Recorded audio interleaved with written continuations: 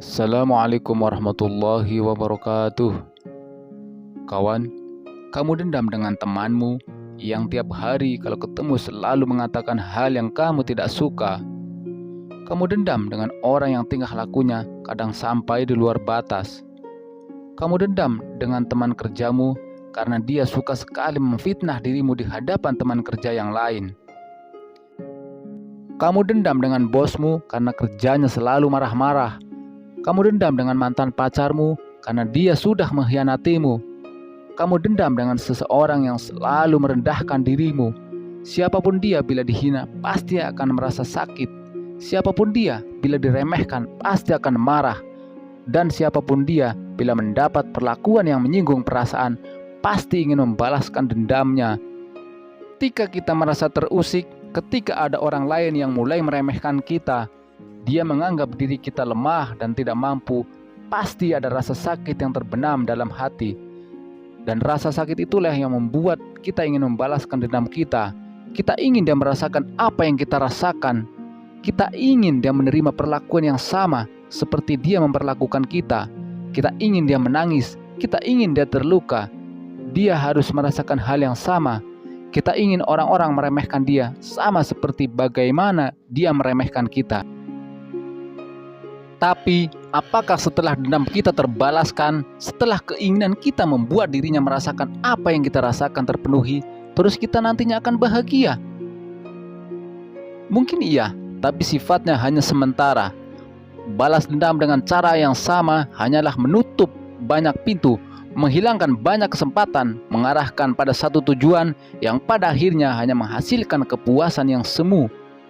Balas dendam dengan melakukan hal yang sama, seperti apa yang mereka perbuat, sama saja membuat kamu tidak lebih baik dari dia. Ketahuilah bahwa ketika ada orang yang ingin menjatuhkan dirimu, berarti kamu sudah berada di atas mereka. Ketika ada orang yang memfitnah dan suka ngomongin kamu dari belakang, berarti kamu sudah berada di depan mereka. Kalau ada orang yang tidak ingin melihat kamu bahagia, artinya mereka tidak bahagia. Kalau ada mantan pacarmu mengkhianati dan selingkuh dengan yang lain, bersyukurlah, karena berarti Tuhan sudah menyiapkan orang yang terbaik setelah dia. Tuhan lagi menguji kesabaran kita melalui mereka. Tuhan ingin kita belajar melalui hinaan, cacian, dan pengkhianatan yang dilakukan oleh mereka. Tuhan ingin kita menjadi manusia hebat dan belajar melalui mereka. Kalau kita melakukan hal yang sama dengan apa yang mereka perbuat, terus apa bedanya kita dengan mereka? Kalau kita membalas perbuatan mereka sama seperti apa yang mereka lakukan, apa bedanya kita dengan orang kebanyakan? Balas dendam itu seperti meminum racun, tapi mengharapkan orang lain yang mati. Nelson Mandela berkata, ketika saya keluar menuju gerbang kebebasan saya tahu jika saya tidak melepaskan kepahitan dan kebencian saya tetap berada di dalam penjara.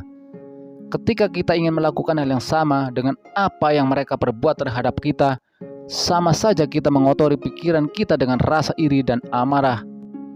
Dan itu berlangsung bukan cuma sehari atau 2 hari. Saat dendam belum terbalaskan, maka pikiran negatif itu akan terus melekat dalam pikiran kita. Dan bahkan pikiran negatif tersebut akan terus membesar seiring dengan membesarnya amarah, dendam yang ada dalam diri kita. Dan hal itu akan sangat merugikan diri kita sendiri. Mahatma Gandhi berkata, saya tidak akan mengizinkan orang lain menginjak pikiran saya dengan kaki yang sudah kotor.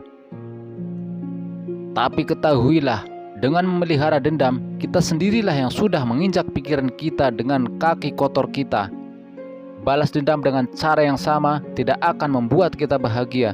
Justru, balas dendam terbaik adalah dengan memaafkan apa yang sudah mereka lakukan.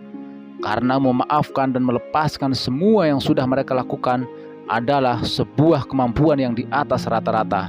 Menyimpan perasaan dendam hanya akan menyakiti diri kita sendiri, menyakiti pikiran kita sendiri. Kita tidak akan sanggup menyelesaikan masalah yang ada di luar apabila kita belum sanggup menyelesaikan masalah yang ada di dalam pikiran kita. Memang itu tidak mudah karena kita sudah disakiti kadang sampai di luar batas. Hati kita sudah hancur karena kepercayaan kita sudah disalahgunakan. Tapi memaafkan bukan berarti kita menerima apa yang sudah mereka lakukan. Tapi memaafkan berarti kita sudah mencegah semua perbuatan yang tidak sampai merusak sikap dan pikiran kita. Balas dendam terbaik adalah menjadikan diri kita lebih baik daripada sebelumnya. Balas dendam terbaik adalah menjadikan diri kita bahagia, karena tidak ada hal yang membuat orang kesal setengah mati selain melihat diri kita hidup senang dan bahagia. Terima kasih. Assalamualaikum warahmatullahi wabarakatuh.